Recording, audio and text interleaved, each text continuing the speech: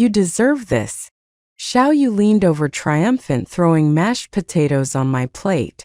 Zhao Lin laughed loudly. Gao Feng smirked while chewing. Mom said nothing. The knife clanged against my plate. Silence except for mockery from the table. I set down my knife and stood up. I left my coat. I forgot my shoes. Barefoot, I walked into the cold night air. Streetlights stretched my shadow thin. I felt oddly detached and tense. Back in my apartment, I turned on my laptop. I opened my bank account. 2 years of transactions: mortgage, Netflix, dental bills, mobile installments, and car loans. Every line carried my name, silently screaming, "You are expected to cover this." I rubbed my temples, tired of endless responsibility and invisible labor. At 11, I sent one message: mortgage autopay ends tomorrow. Silence followed. 3 hours later, the chat erupted. Zhao Lin accused me. Gao Feng mocked. Mom's cold judgment filled the space. Xiao Yu sent laughing emojis, then crying ones. I didn't respond. I turned off my phone. Relief slowly filled me. Li Yun arrived the next morning with coffee and warm bagels. She said it was about time. We went through my accounts line by line. Li Yun marked every family-related expense. Mom's credit card payments, Zhao Lin's old dental bills, the co-signed car loan. Under her guidance, I untangled years of obligation, canceled subscriptions, terminated autopay. I submitted the car loan release request. I refused to pay for their irresponsibility. I stacked old bills into a neat pile and set them aside. The weeks that followed were quieter. Notifications, sparse demands faded from my phone. Life felt lighter. Thursday ceramics classes, weekend book clubs, 8-hour nights of sleep. I drank coffee slowly, enjoying peace without interruptions or constant messages. Zhao Lin sent bitter messages: "You really are heartless." I didn't respond. Gao Feng ranted online, mocking family abandonment. I observed without reacting. I felt calm, detached, finally free from emotional blackmail and constant pressure. Then Zhao Lin sent a different message: "Xiao Yu needed surgery." She sounded desperate. Not apologetic, I hesitated, then showed it to Li Yun for advice. She asked, "What are you going to do?" I checked finances and replied, "I'll cover 40% directly to the hospital, no intermediaries, transfer completed." Cold digits on the screen, impersonal, yet it felt like control. Money could help, but it couldn't buy respect. Xiao Yu's surgery went smoothly. That night, Zhao Lin left a voice message: "Thank you, I don't know what to say." Her voice wavered with panic and tears. She never said "I'm sorry." Days later, a package appeared at my door. Inside was a box of albums. Yellowing at the edges, tucked between the pages, was a folded note. "You didn't deserve how we treated you. We were wrong. Sorry." No signature, but I recognized the handwriting, a mix of Mom's and Zhao Lin's. I didn't feel relief or forgiveness. I slid the note into a drawer. I started spending time on my life-shaping clay, reading at the library, picking up temporary administrative work. Li Yun recommended flexible hours, benefits, no one depending. Work wasn't glamorous, but rent and bills no longer consumed my nights. More importantly, my time was finally mine. I slept deeply without interruptions. The family tried to test boundaries. Zhao Lin sent sharp texts accusing me. Gao Feng threatened legal action over old shared debts. I remained composed.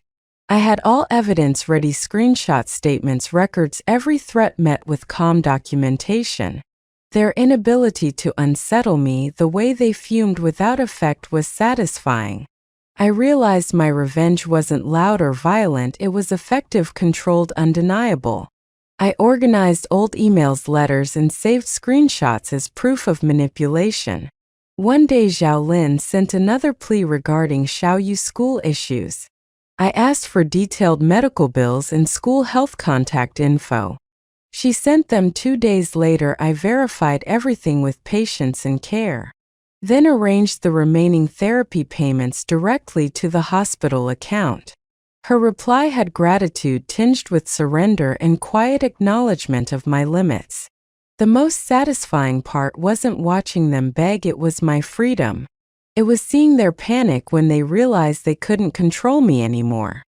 Helpless, flailing, desperate attempts to manipulate showed my new power, calm, controlled, deliberate.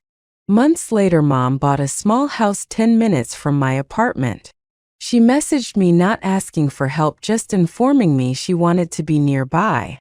Xiaolin occasionally sent short neutral messages or children's drawings from Xiaoyu. I began responding, setting my own terms, keeping space and boundaries clear. Eventually, I attended a family dinner not because I trusted them but to observe. They prepared real food, set the table properly, used clean cloth napkins. Mom hugged me, awkward but sincere. Xiaolin handed me a photo of our family at the lake, something I had cherished as a child.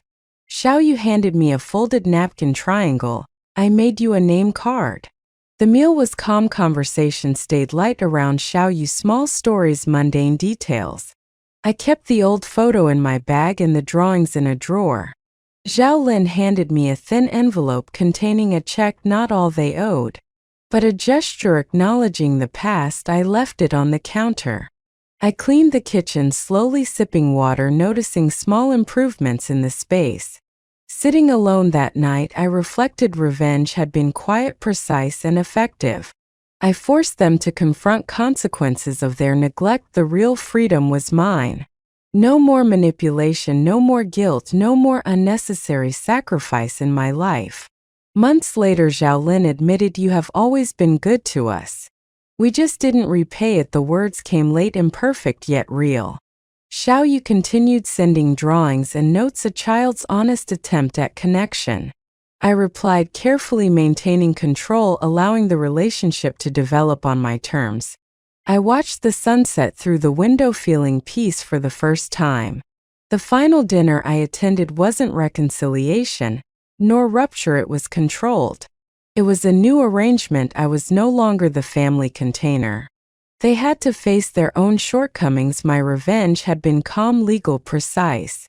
Not to inflict pain but to reclaim my autonomy and personal space. Watching their helplessness, trembling, and attempts to plead, I learned a hard lesson. Never let your kindness be a tool for someone else's abuse or greed. Sitting at my table that night, old photos in the drawer, autumn wind stirring curtains. I knew this time I was the one setting the rules. Finally, I placed Xiaoyu drawings carefully in a box labeled Memories and Lessons Learned. The house was quiet except for the faint hum of my refrigerator. I made tea slowly, feeling the warmth spread through my hands. I wrote a small note to Li Yun, thanking her support through everything. The night was long, peaceful, and for the first time fully mine. I went to bed feeling safe, secure, and in control of my life.